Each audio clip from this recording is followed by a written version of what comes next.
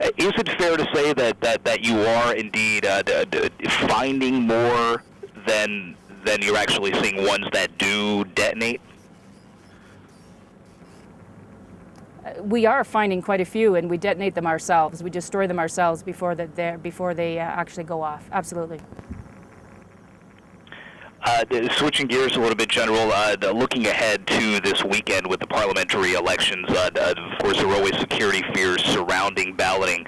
Can you give us an idea of what the environment is like leading up to this weekend and what security measures are in place? Well, I can tell you certainly on two facets. One, in terms of a fair and safe election. In terms of the fairness, there's been some tremendous work done by the Independent Electoral Commission in terms of lessons learned from the last year's presidential election. The logistics system is better. The control systems are far better.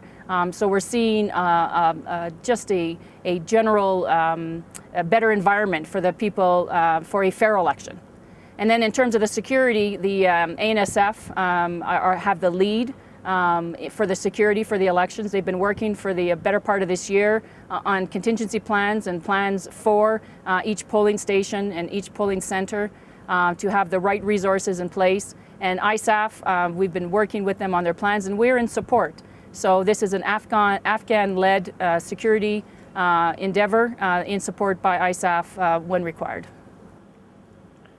You mentioned lessons learned from the presidential election. Can you give us an idea of what some of the more important lessons were?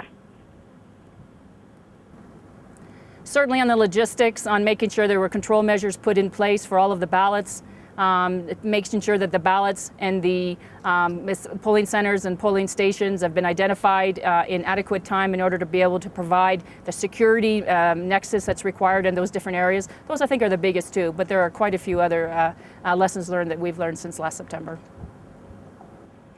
We've seen that the government plans on opening far fewer places, especially in some of these insurgent strongholds that are open for the presidential election, obviously because of security concerns. Is it disappointing or frustrating at all to you folks to not be able to have those same spots open because of that security threat?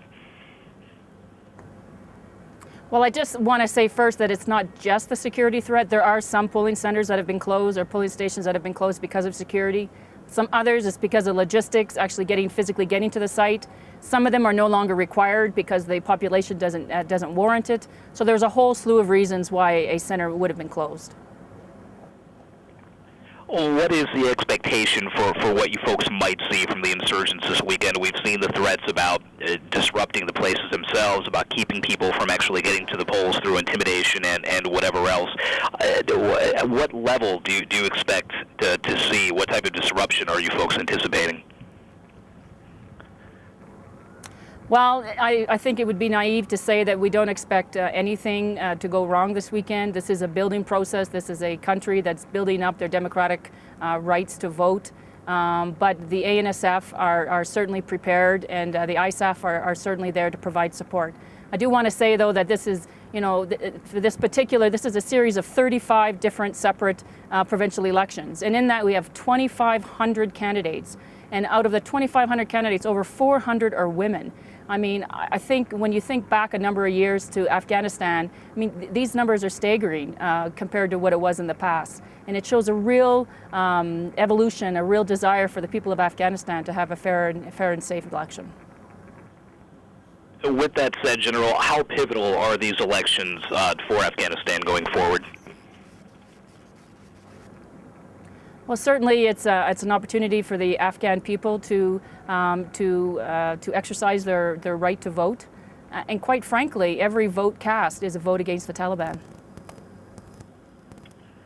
And last question, General. We've seen more reports about these the protests after the planned Quran burning here in the U.S. last weekend. In terms of security and any concerns you folks have over those protests, can you give us an idea of what the situation has been like in Kabul and elsewhere?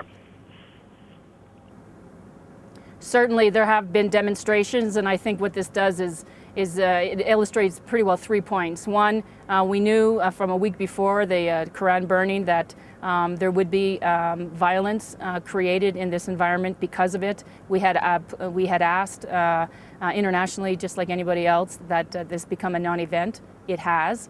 But I think one of the very important points here is this is a democratic society now, and they have a right to demonstrate. And the majority of the demonstrations actually were peaceful.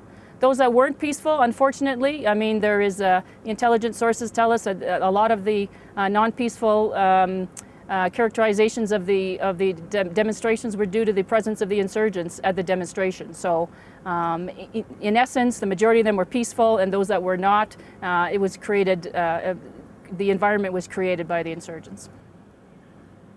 And finally, General, the controversy for the most part has died down here since that burning in Florida did not happen. But in the wake of General Petraeus' concerns about the threat to American and ISAF troops and civilians, are you folks still concerned that there may be some type of action taken against them as this kind of continues simmering?